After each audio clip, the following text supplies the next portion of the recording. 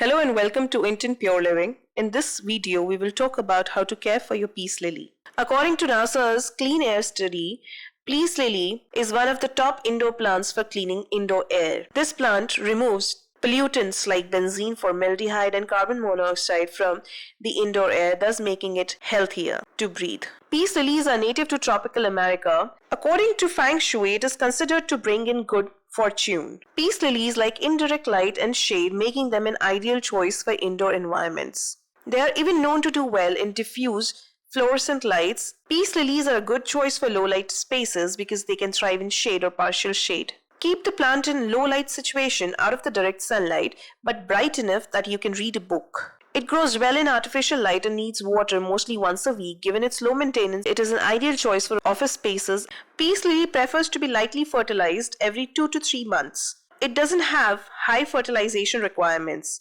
If over-fertilized, then dark green, almost black spots will appear on the leaves. In that case, wash with fresh water and do not feed any fertilizer for at least next 6 months. Applying too much fertilizer can damage the roots, thus preventing new growth.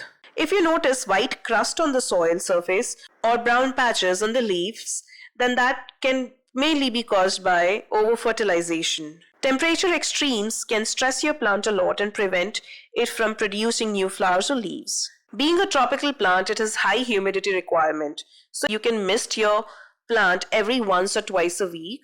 Or you can use a humidifier or a pebble tray like this one here. Just make sure that the pot doesn't come in direct contact with water or else the roots will rot.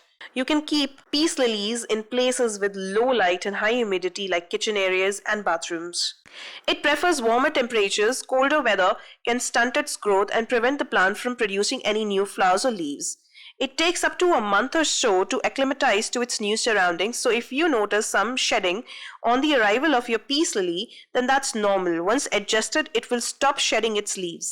If you notice these browning of tips here in this peace lily, here and here, almost all the tips are browning. This is a sign of dry air and less humidity. They are extremely sensitive to the water that is being used for watering them.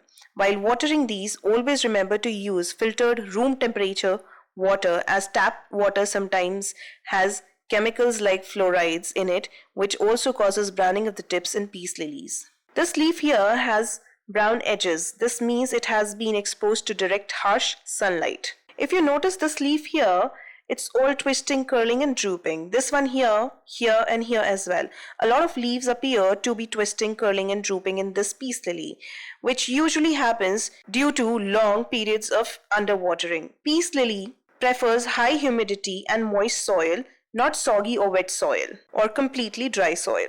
In peace lilies, you should cut off any dead leaves or old browning stalks so it will give way for the new foliage. Always prune such leaves or stalks to the soil line. This stalk here has been pruned incorrectly. Prune it till the soil line, as it will not resprout or have any new growth. Also, drooping of the leaves can happen during colder weather. So move your peace lily to a warmer place in cold weathers, and by warmer place I don't mean directly near the heat vent or the heaters. Yellowing of the leaves, particularly the older foliage, can be a result of overwatering. Browning of the tips on the leaves, often worst on the new foliage, can again be a sign of overwatering. You can pot your peace lily in a self-watering pot like this one here, which helps in maintaining the soil moisture. If it's a growing season and your peace lily is not flowering, then that can mostly be due to insufficient light. It can survive in fluorescent light or low light, but that doesn't mean that you can keep this plant in complete shade. You should wipe the leaves of peace lily at least once a week, as dust will hinder the process of photosynthesis and will not allow the peace lily to soak up all the light that it can absorb, thus resulting in the stunted growth of the peace lily. Peace lily usually prefers weekly watering. Allow the top 50% of the soil to dry out between watering. Here, you can see that the soil is not sticking to my fingers. That means it's time to water this plant. Peace lily is not drought tolerant, so extended periods of dryness may result in browning of tips and edges. If the entire stem is browning due to overwatering or fertilization, then prune away the affected stem at the base of the plant, as the pruned stem will not grow back.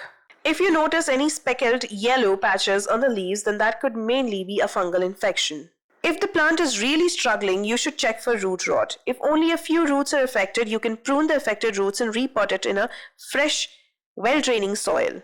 Peace lily is one of those plants that do not demand too much attention. It's low maintenance, it can survive in low light conditions and even in fluorescent lights, so therefore making it a wonderful choice for offices and as work desk plant. I hope you will find these care tips useful and they'll help you grow your plant healthily.